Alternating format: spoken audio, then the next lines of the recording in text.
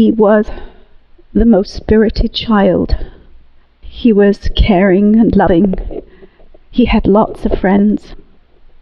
And never would I have thought that he would ever take his life by suicide. We got up in the morning, we went into his room, and his dad found him hanging from the ceiling, and he had killed himself in the night. And never would I believed he would have done something like that.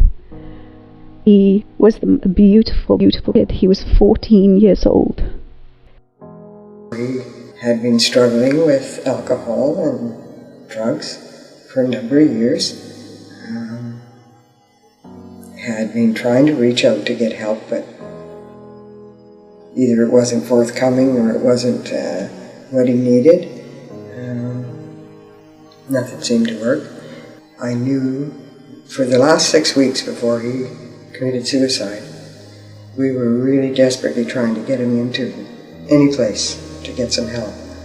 And I know that he was at a point where he really felt that there was no way out, absolutely no way out. He'd been threatening suicide, so it wasn't a real big surprise. And when I heard the ambulance screaming that afternoon, I knew. His self-worth was just so, just so depleted. I was reaching out to the community for help and, was lost, and I drove by and seen his van parked on the beach, and I just knew in my heart that it was over. When the police came up the stairs and told me that he was gone, the words that came out of my mouth were, "Why didn't anybody believe me? Why didn't anybody help me? And why didn't anybody care?" It's almost like you can't talk about it to anybody, because unless you've been through it yourself or you've lost someone, it's not the same as a regular death. Just incredible guilt. You go through your mind over and over again about the last moments you spent with the person, conversations that you had leading up to that time, things you said, could I have said something different? It's hard to talk to other people about it, because people don't understand that. They blame the family, they blame the person. They think that that's something that you should be able to get over on your own. And, but for the family, there's, obviously, shame around that because of how society looks at it. For the people who are left behind, the pain that we go through as a family left behind will never ever be the same. We struggle every day. There's reminders every day of who he was. We can have memories. Those memories are of a happy boy. It affects every part of who we are. That it's a life sentence. Not only did people abandon me and my son, but they also blamed me for his death.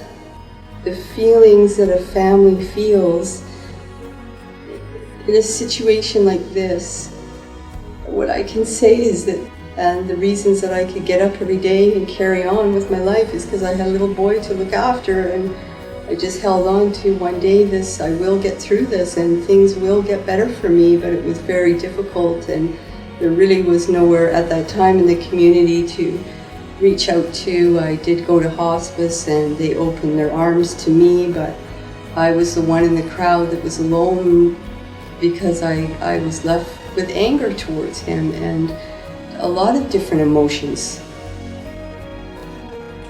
I think it's something that we need to start to talk about.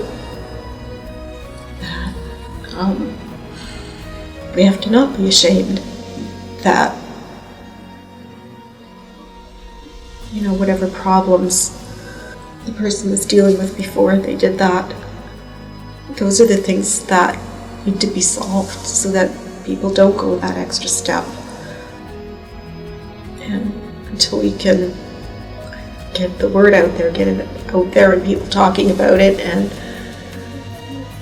you know, if it's addictions or whatever, then there needs to be research around it. There needs to be something done. The message that I would like to get across is that in a time of such a tragic event, that the family is just so needing and craving love and support from people around them, to let them know that people care about them and it wasn't their fault. And, you know, it'll be okay. It's just a loss that you just can't forget.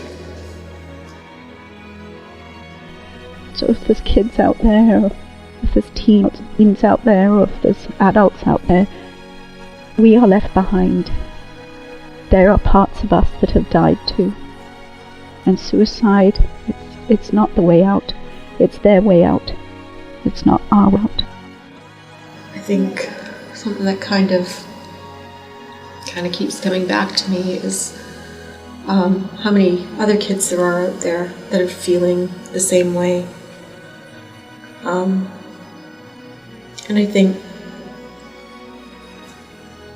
we need to know what this does to everybody. Everybody who cares about you.